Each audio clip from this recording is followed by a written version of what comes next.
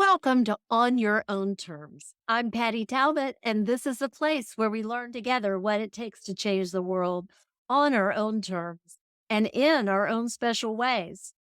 Today, I'm excited to introduce you to Claire Jones. Claire is someone I met because I was on another podcast, had another conversation with a person, and she matched us up and said, "You two need to meet one another." And I'm so glad that we did get to have this conversation and get to know each other a little bit because this woman is brilliant, first of all.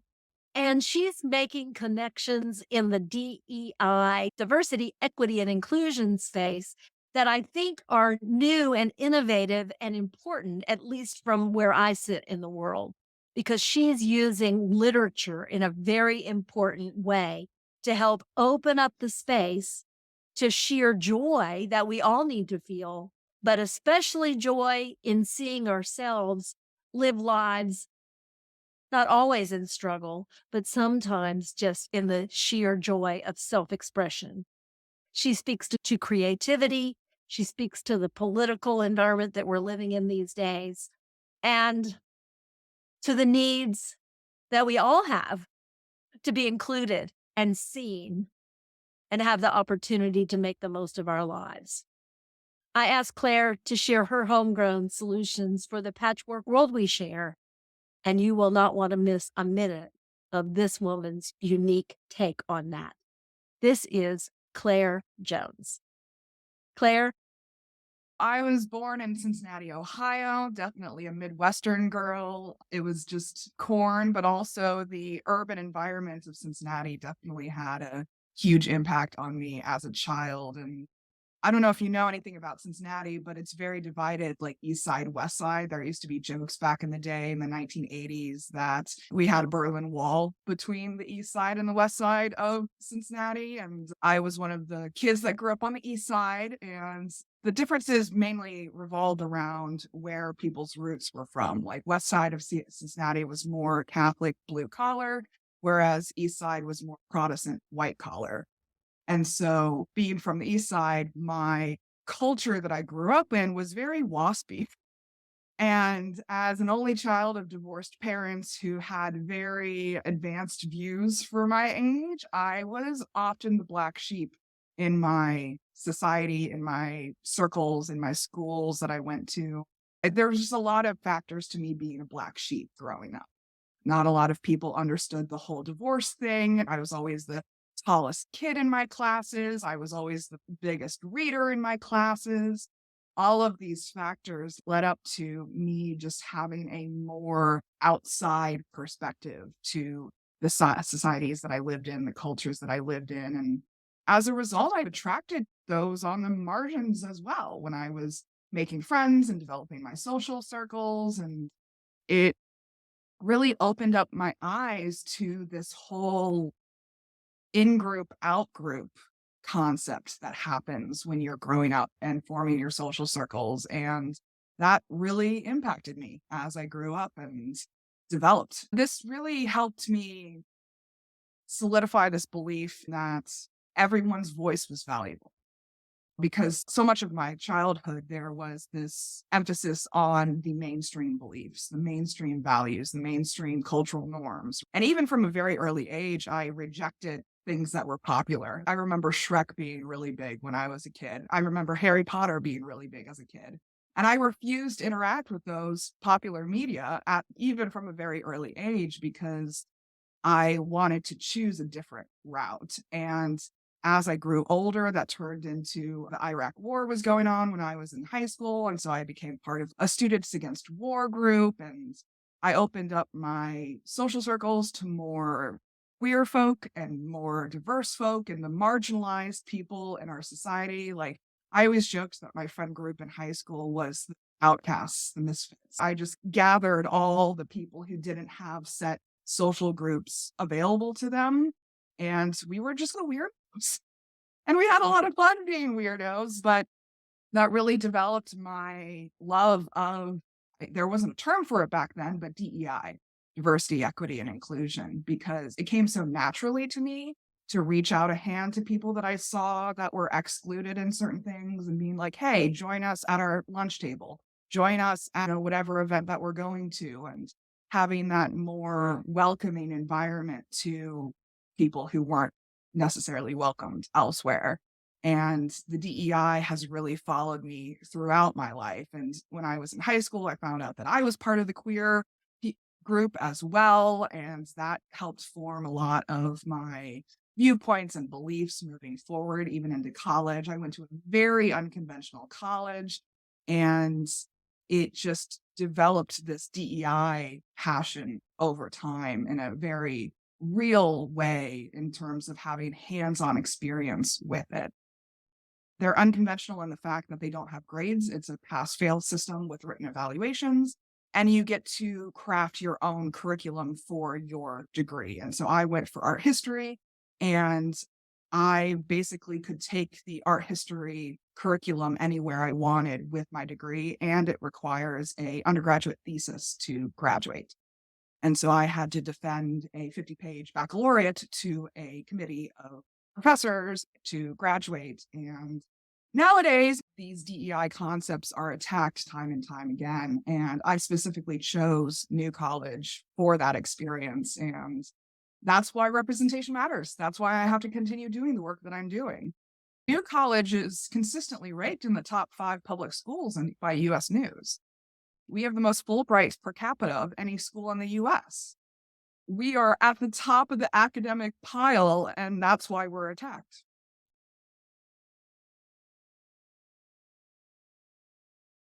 You can't just have a diet of oranges. You're going to get bored of oranges at a certain point. You need apples, you need pineapples, you need kiwi, you need meringue fruits. There's all types of different fruits out there, and your experience of life is going to be more multifaceted, has more depth, has more breadth, has more variety and spice and interesting creativity if you have this diverse pool to draw from. There's this very common analogy. How would you react if the cure to cancer was in the mind of a underserved Black kid in an urban community who didn't have access to the resources that it would take to bring the cure to fruition? And when we have this more diverse pool to choose from, we are more creative, we're more innovative, we can progress society forward a lot faster with higher quality results if we have this pool to choose from that's not just oranges. Because oranges, they're great. I'm not anti-orange, but I'm pro apple too. It's just important to have these different perspectives because that's what makes life worth living. Do you want the same bland oatmeal day in and day out? Do you want the same orange day in and day out? Or do you want to expand and push the boundaries of what's possible and progress us forward instead of staying stagnant? Because change is a constant. We can't fight against it. Even if we do put our stick in a certain place in time or a certain set of norms or practices or ideas, the earth is still going to change around us. Time is still going to progress forward, but we want to continue this progression forward with intention more so than just a default getting stuck in the same old all the time. And the stagnation is just detrimental to our creativity. And at the end of the day, my raison d'etre is freedom of self-expression and freedom of creativity because it's creativity that drives us forward, but also entertains us and nourishes us as individuals. And life just wouldn't be as worthwhile if we didn't have the potential for creative capacity. We can even see this in the response to the pandemic over the years. What did people turn to for relief in the pandemic? It was entertainment. We turned to books, we turned to movies, we turned to TV shows, we turned to music, we turned to art in various different forms. We've even seen this in economics over the years. If you look at the National Endowment for the Arts, the gross domestic national product that's spent on entertainment and arts outranks in terms of money spent industry and agriculture combined. And that's been increasing for the last decade.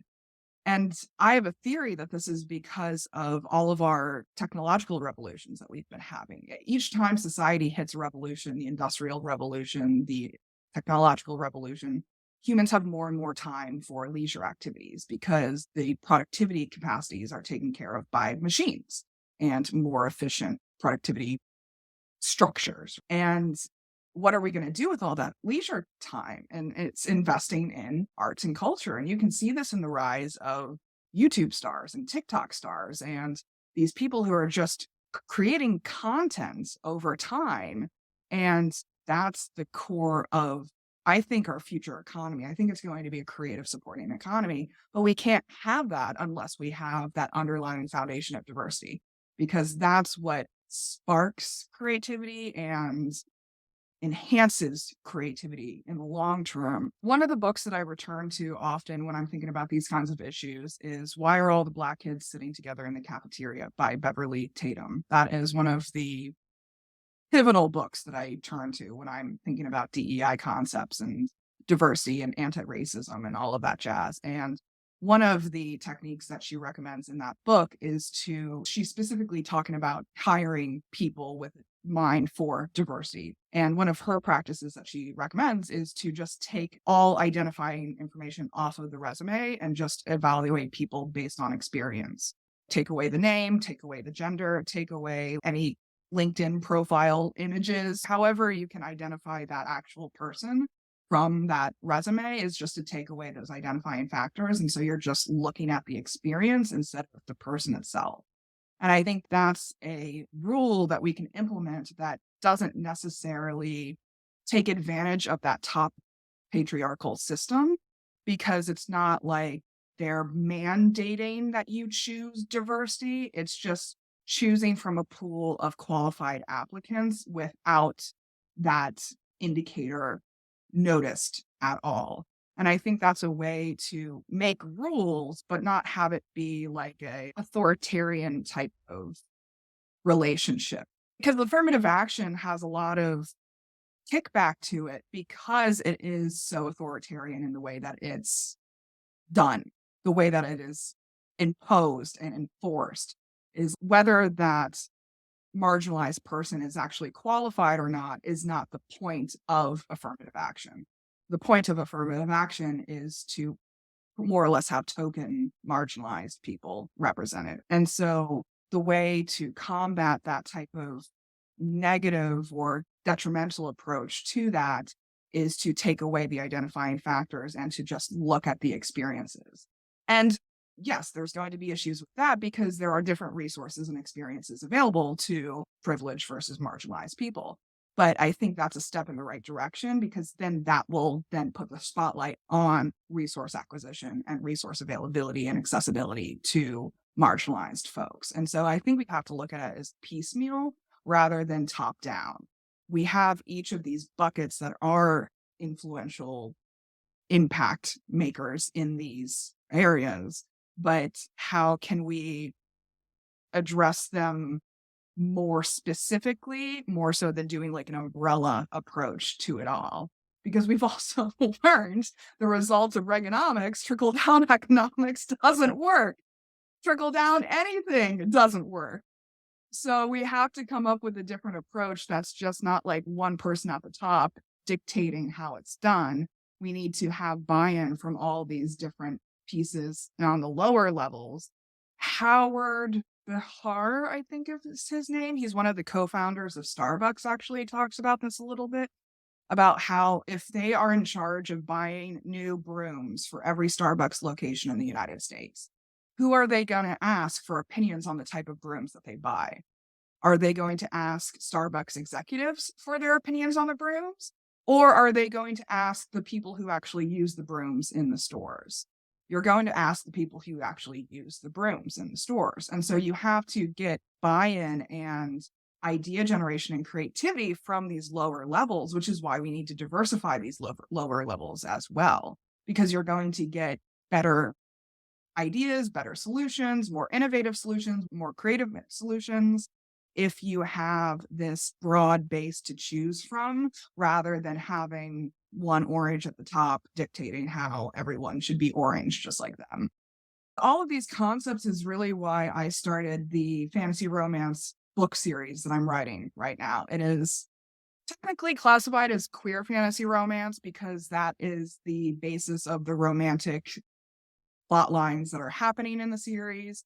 But I don't just touch on the queer diversity element in my pieces. I touch on the gender expression element, the sexual expression element, the ethnic diversity element, as well as ableism, because that is something that hasn't really been touched much in the fantasy and romance realm. Fantasy and romance has been so heteronormative, cisgendered, ableist for decades. In the 80s, it was the white man hero. In the 90s and the early 2000s, it turned into the white femme hero or heroine, and how they just conquer the world and they're at their peak physical condition and they have their privilege to rely on. And that's the struggle is more of them fighting against evil, more so than them fighting against societal norms. But we've been seeing that change in the last decade or so in the introduction of queer fantasy romance and even the introduction of different ethnic diversity in fantasy romance. Like some of my favorite books last year, I specifically made a point to read books last year that were from authors who weren't the white male fantasy romance or writers. And I came into contact with Chinese fantasy romance. I came into contact with Middle Eastern fantasy romance, with African fantasy romance. I even did Ireland and Italy and the more Western centric versions, but a slightly different version, like Mexican fantasy romance. One of my favorite books so far this year was based in the Yucatan Peninsula. And it was a fantasy romance that had it was like 1950s Yucatan Peninsula, but there was a lot of Mayan gods type of stuff that came into it. And it was beautiful. It made me laugh. It made me cry. It turned me on. That's what we all want from fantasy romance. And that's why I went into fantasy romance with the DEI lens because A, I need it. But the thing that I've been noticing with a lot of these works over the past decade is that they're making the identity, the marginalized identity, the plot driver. And it's reductionist at that point because you're reducing someone of, oh, that's the gay heroine. Oh, that's the trans heroine. Oh, that's the black heroine. Oh, that's the they, them that's going through this story.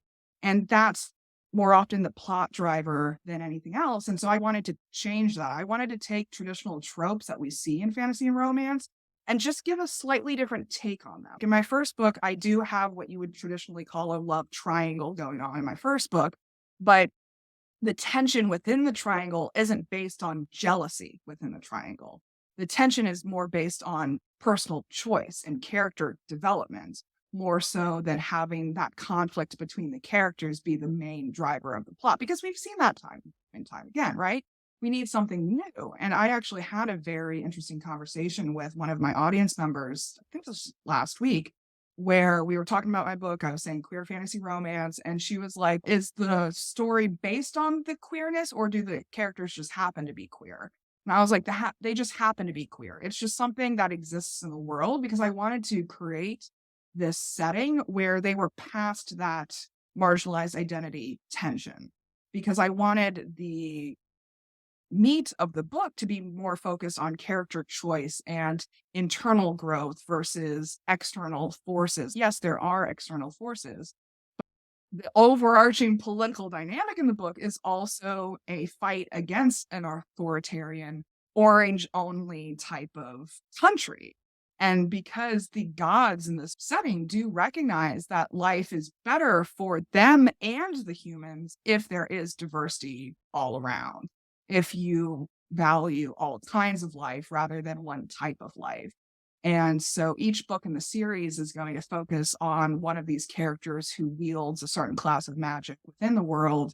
And they're going to have all types of different experiences as a result, and different types of romantic entanglements, and different types of social entanglements, and character development, and interpersonal development that just takes the traditional tropes, but just turns them a little bit. I want my readers to feel seen, accepted, valued, but also entertained in the process and inspired in the process. That's really what I'm going for and with the representation that I'm providing because I want to get beyond this idea that these marginalized identities are a struggle. They don't have to be a struggle. It's just who you are, because so many people within these marginalized identities end up taking a victim perspective for most of their life because they have been victimized by culture as a whole. And yes, that still exists out there. And we've been seeing that with all the trans legislation that's been going on in this country right now. But I want to give them an option outside of the struggle. I want to give them a North Star, a compass, something to aim for. Instead of continually looking back and focusing on the struggle, I want them to give them something to aspire to, something to hope for, maybe even just a relief, a break from the struggle, because we spend so much of our lives in that struggle. It just becomes part of us at a certain point. And it's almost like wearing a weighted vest. It's like you have to put down the vest sometimes and just escape into a world where you're not constantly struggling. I've honestly come across this. I don't know if you've heard of the cozy fantasy genre, but there is a genre of writing where it takes fantasy settings, but it's not like death and gore and like fighting dragons and saving empires. It's just like fantasy settings where nice little stories happen. And one of the most popular is Legends and Lattes by Travis Baldree. And it's just the story of an orc who starts a coffee shop off of friendship and a magic rock. That's the whole basis of the story. I've had problems with the book because I'm in entrepreneurship, and the concept of making a business off of friendship and a magic rock just annoyed me. I was like, I can't do this because I couldn't suspend my disbelief for that setting. But that's something that I want to offer to marginalized identities. Yes, I understand you're going through this struggle, but I want to offer you a relief from that struggle. I want to offer you an alternative to that struggle, something that you can use as a mood lightener more so than a weighted vest. One of the favorite phrases that I've heard over time is great fiction is a lie that teaches the truth. And I want us to think about how we can start, because we are impacted by all of the stories we consume, and the stories we consume impacts our reality impacts our stories. And so it's a circular relationship at the end of the day.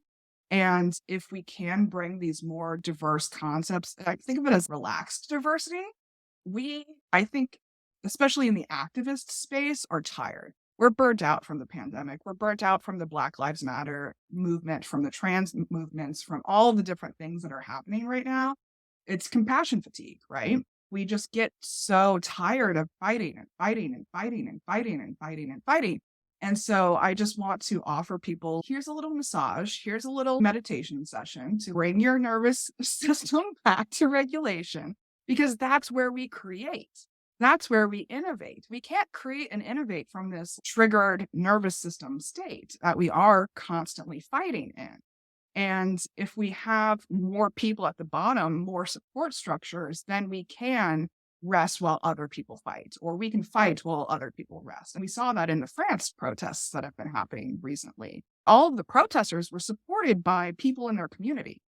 They were fed by people in their community. They were housed by people in their community because they had that support structures. I can't leave my store and go out and protest with you. So I'm going to use my store to feed the protesters instead. I'm going to use my resources that I do have to support the protests going on. And so we need to create this more relaxed community where it's a supportive community and have that well of resources, not only like material resources, but energetic resources to draw from. And I really believe that books like mine can provide that energetic resource for people. It can provide entertainment, relaxation, inspiration, but also just like a nice hug at the end of the day. And that will benefit us in the real life fights that we're fighting. I would love if people checked out my books. You can find all of the information at my website, clairjoyance.com. That's CLAIRJOYANCE.com. All of my books and journals are available there. But if you're specifically interested in the novel, you can find that also at Barnes & Noble, Amazon, third-party retailers like that. But if you don't want my particular book, if you aren't interested in the queer fantasy romance spectrum, I would just encourage you to diversify your reading list in general. Go out and seek out different authors to consume works from because there is a breadth out there, but they often don't get the visibility that I think they should deserve. And so my ask to you is just to diversify your reading list. If my book is in that, great. If not, I'm still happy. Thank you, Claire. I was enriched and moved and full of joy at the end of our conversation because what you share and who you are is making the world a better place. I hope that this audience will do as you suggest and diversify their bookshelves and their reading lists. I do hope we'll all make a point of looking up your books, but your generous spirit says that is not what's important to you. What's important to you is that we open ourselves to new opportunities for learning. And I think you're right. I think you're onto something about what we need technology to continue to do for us is the things that we cannot, the things that actually don't take humans to do. What the world needs is more humans like you showing up and being our very best selves. I know that you'll see in Claire's work all of the characteristics that changemakers share from their beingness, their doingness, their connectedness, and their reflectiveness. What I want to highlight for you today is the reflectiveness quadrant and the way that Claire is using her internal reflection to think about who she wants to be and how she wants to be so that she can, through her words and her work and her books and her writing, shine and reflect outwardly a new way of being for others to see and emulate. This is critical thinking. This is leadership. This is what it takes to be a change maker. Working on the Sustainable Development Goals. Can you see how Claire's work is really important to number 4, quality education? The kind of quality education that makes us whole and capable and thoughtful enough to be able to possibly tackle those other 16 goals. Take a look and see what you think. Get in touch and let me know what I may have missed. I'm at blueroadseducation.org. This is a place where we're learning together what it takes to be a change maker. Change maker you, change maker us, change maker them. That's what we're all about. Next week, we're going to feature another change-making woman who's showing us how she's changing the world on her own terms. In the meantime, may you be grounded in your beingness, guided in your doingness, generous in your connectedness, and inspired in your reflectiveness, so you can change the world on your own terms. I'm Patty Talbot. I'm always learning, and I know you are too.